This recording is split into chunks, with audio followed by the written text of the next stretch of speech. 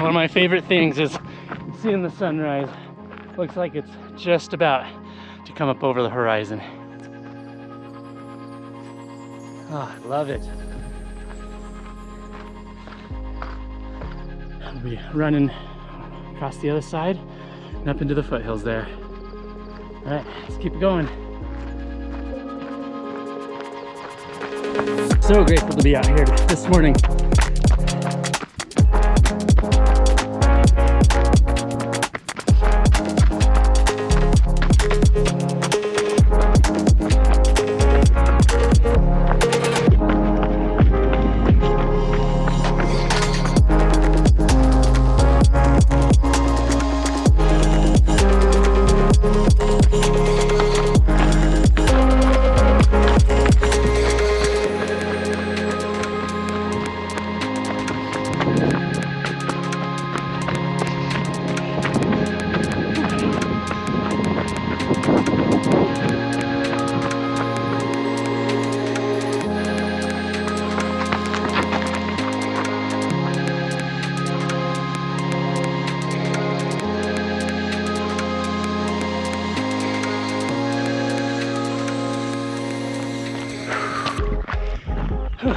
We made it to the top.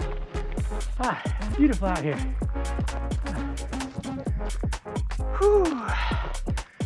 I just love coming out here. It's just always so pretty. I love it.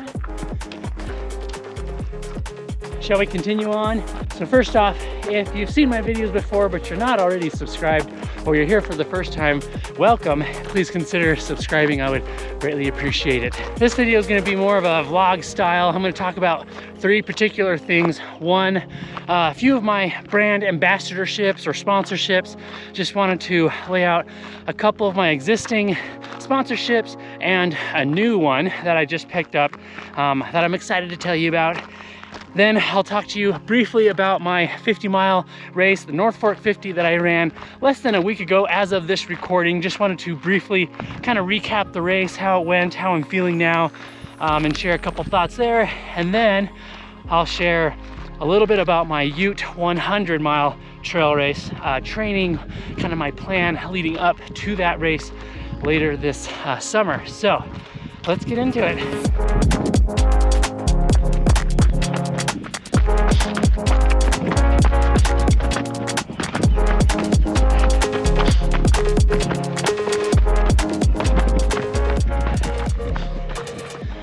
So first, as you can probably tell by my shirt, I am continuing to be a sponsored athlete or a brand ambassador for TheFeed. They've got all kinds of good nutrition, supplements, recovery products for athletes. I buy all of my gels and hydration products from TheFeed. You should definitely check them out. I've got an affiliate link down in the description or the pinned comment. When you click on my feed affiliate link, then you also can sign up to get a $15 credit to spend on whatever you want. So thank you, and huge shout out to TheFeed for continuing to support me this year. I really appreciate it. I love being part of the team. Next up is HydraPak. As you can see, I got their Sky Flask, their 350 milliliter Sky Flask here. Love using this on pretty much every single one of my runs, with the exception of when I'm using a hydration pack, and then I'm using their Ultra Flasks. I typically use their 500 milliliter Ultra Flask in my hydration vest up front. Lifetime guarantee on all of their products, and really for me, it's the only hydration solution brand that I trust. You can also use my affiliate link, again, in the description or the pinned comment below, and there's a discount code to get 10% off your entire HydraPak order. I'm doing all this talking, my mouth's getting dry. Good thing I have this HydraPak Sky Flask. Okay, that was kind of a cheesy plug, wasn't it? HydraPak, thank you for continuing to sponsor me this year. I really appreciate it. And again, love being part of the team. And then lastly, the third kind of sponsor brand ambassadorship that I just recently picked up. You may have seen my review of the T8 shorts. I'm wearing one of them today, but I am now a brand ambassador for T8. I love these shorts. These are the Sherpa shorts. I have their Ultra Sherpa shorts. They're just a really lightweight, nice and breathable, and when paired with their Commandos underwear, you get a guaranteed chafe-free solution. I've been on the hunt for a while now, kind of scouring the interwebs for just a good quality pair of shorts, and I'm so grateful for T8 for making a pretty awesome product. They've got some really nice shirts as well. Not this one, but they make some other great products. But just really loving the shorts and appreciate them being willing to pick me up as a brand ambassador.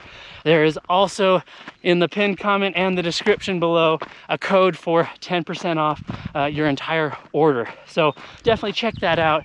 Again, loving these Sherpa shorts because it fits you can fit my phone. I've got a gel here on the side. I've got keys in the back. I mean, I can just fit pretty much everything that I would want to bring with me on a run.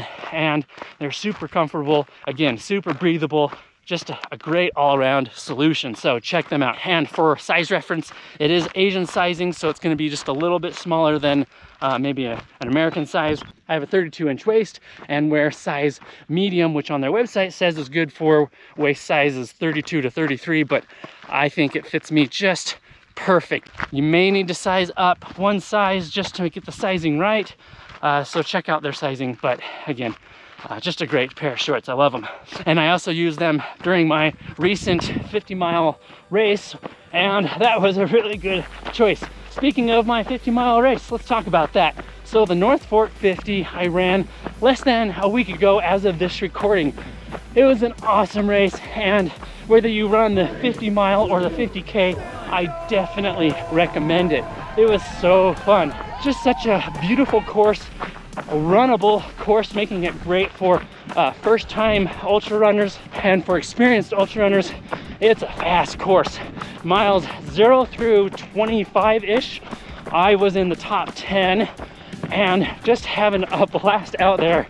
I was running fast, I was running hard, and then the sun came out more and started to heat up, and I think that affected not only me, but a lot of racers.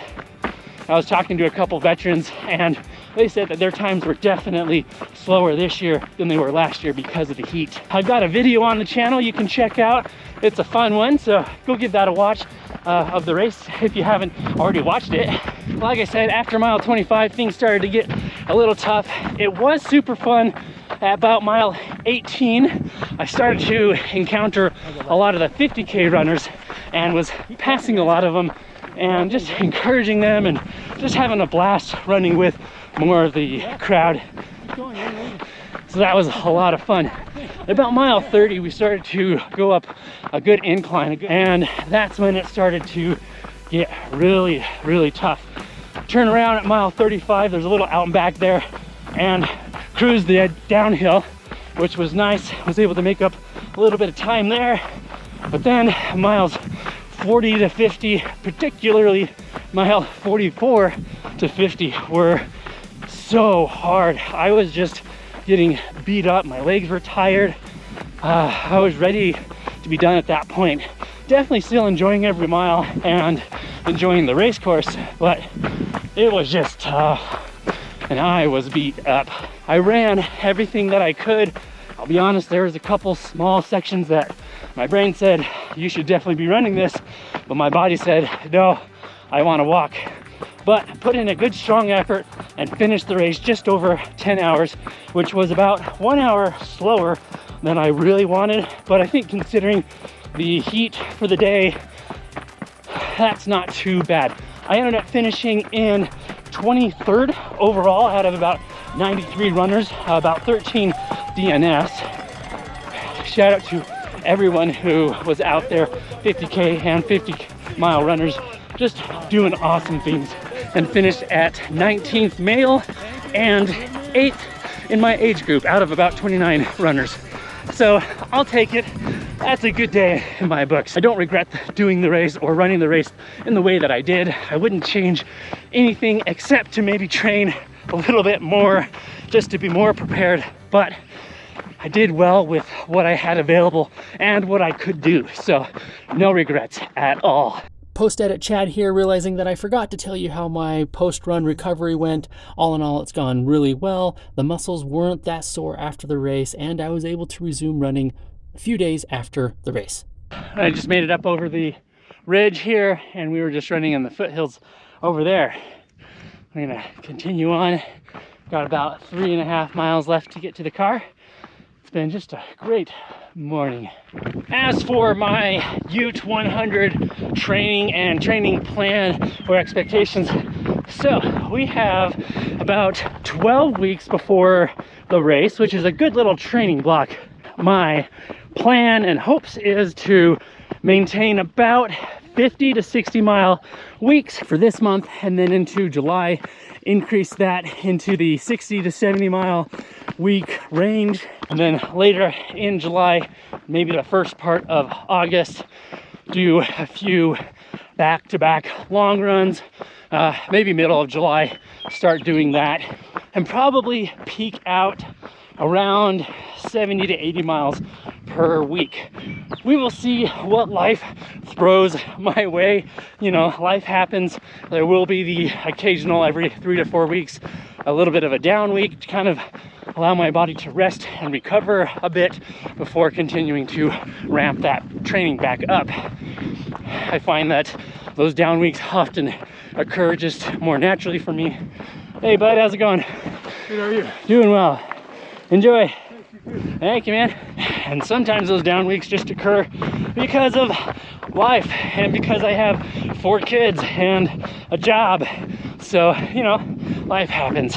So the 100-mile distance is new to me. A few people have asked what I'm going to do differently during that race, and a lot of it is just kind of figuring it out as I go along. But I do know that compared to any other race that I've done in the past, whether it's a 50 mile, 100K, 50K, whatever, I'm gonna slow down a lot, especially in the beginning and on those hills.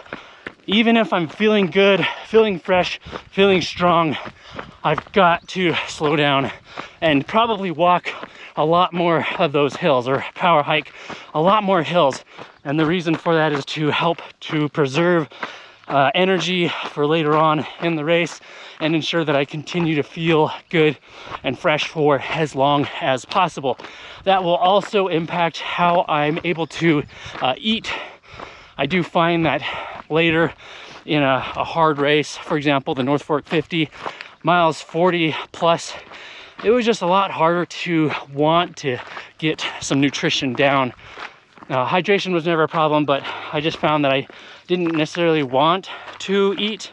So I'm hoping that by slowing down and taking a little bit of more time, I'll be able to ingest more calories, which again, all plays into having a more successful race, particularly in that second half. It's gonna be hard, it's gonna be a struggle, it's gonna be amazing and awesome. I am really looking forward to the experience.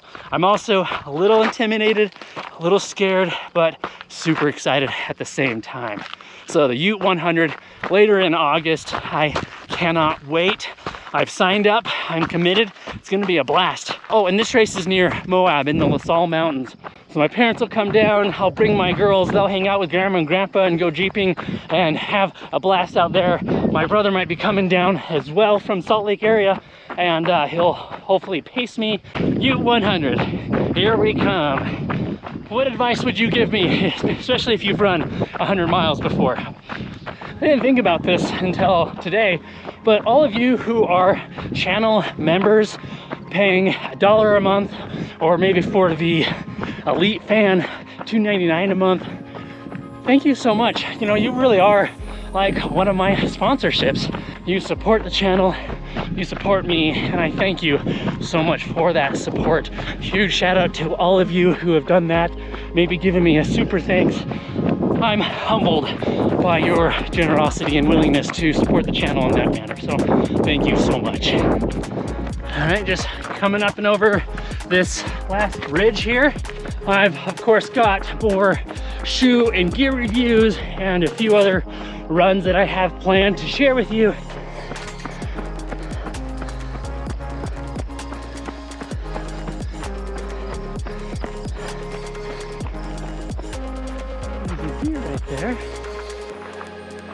few more up on the hill.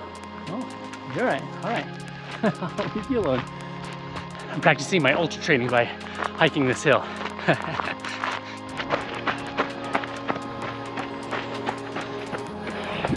All right, we're approaching the car. Not a bad run, about 11 miles, just over 1,800 feet of elevation gain. I will take it.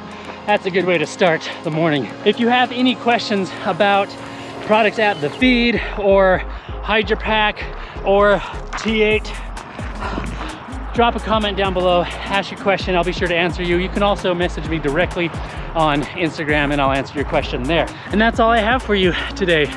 So we'll leave this video off as we always do. Remember to be consistent, express gratitude, and enjoy every mile as I certainly did today. I'll see you on the next video. Bye.